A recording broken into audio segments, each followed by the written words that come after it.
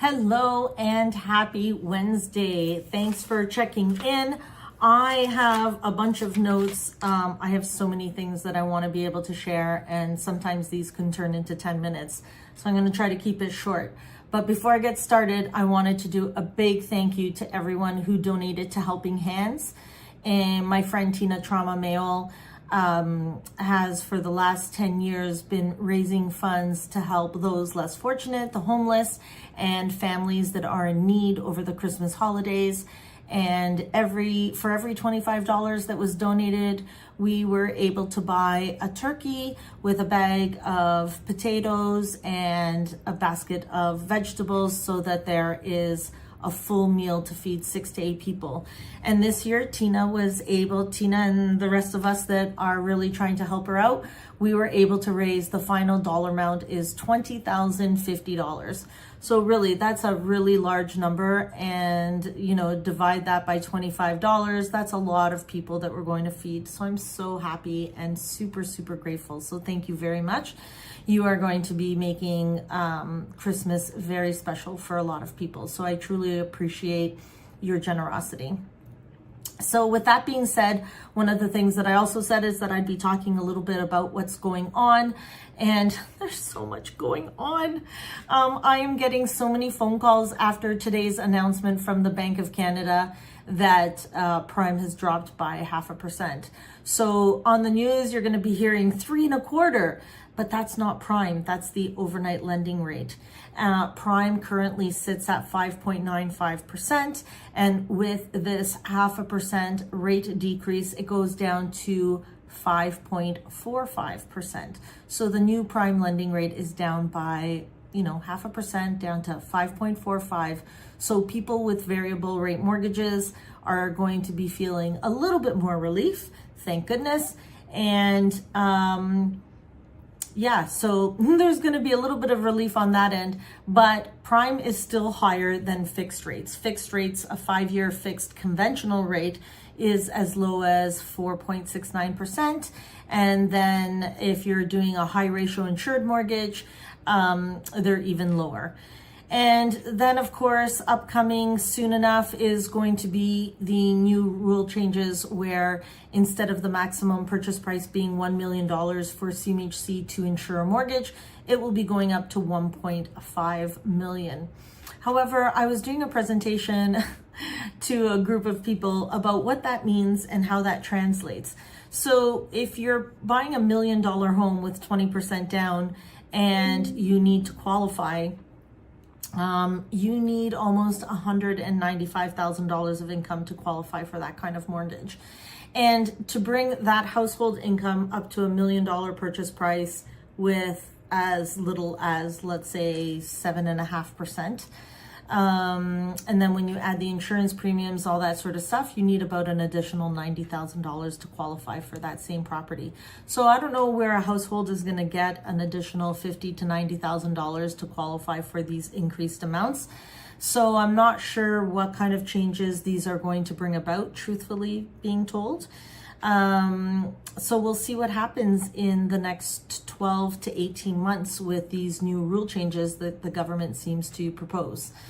I am also, a lot of people are calling about a new 30-year amortization, and people are confusing that. That's for first-time home buyers who are buying builder properties. So it doesn't count for resale.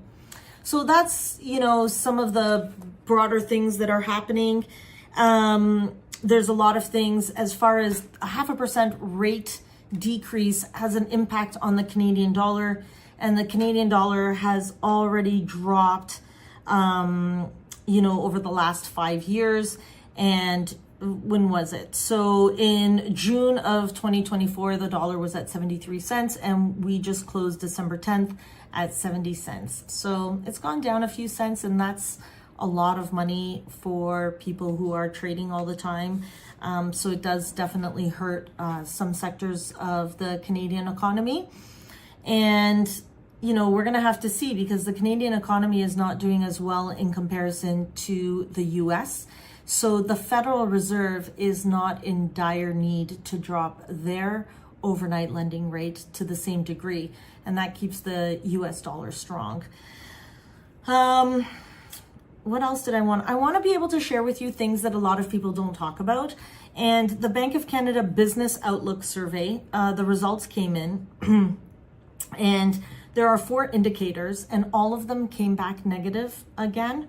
And it's now like all the indicators are negative. So Canada's business outlook doesn't look good for the next year, the upcoming year. And Canada's GDP per capita also declined. It declined down to 3.1%, which is not that great. And that's the 5th straight, it's 5 quarters in a row that the GDP per capita has gone down. And what GDP per capita, that's real per person output. And the problem with that is that, so there's per person, we're doing less productivity is pretty much what it means. And this also is alongside with unemployment rising. And I've been talking about that for the past year and being really concerned with it. And so what are my latest stats? So from 2022 to 2024, it's gone from 6.5 to 6.8. That doesn't sound like very much, but in a year and a half, that's a lot of people that have been unemployed. And I've been talking about it for the past year. So a little concerning. But having said that, I continue to hope that Prime, the good news, so there's bad news for the economy, but there might be good news for people who currently own homes, who might need to refinance and consolidate some debt and things like that. There are some people that are hurting as a result of these job losses and things like that. So it's not great news for everybody, but there are a lot of different solutions out there. And so in an environment where rates are a little bit lower, this is a great time to at least have a conversation with somebody. I'd love to be able to help you make sure that your finances are in order and that you're set up powerfully.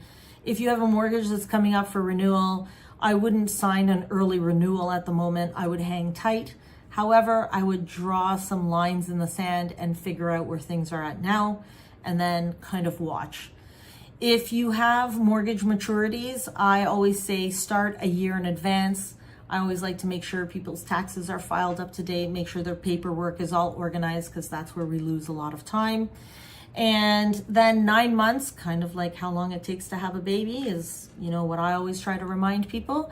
Get in touch and let's draw some lines in the sand. Let's figure out some numbers. And from there, we just gather documents, watch things, play with numbers, and figure things out.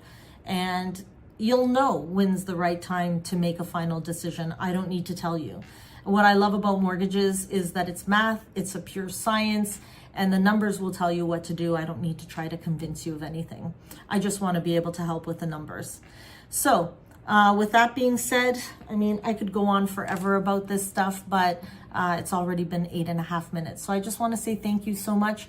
I will be in touch next week, and take care.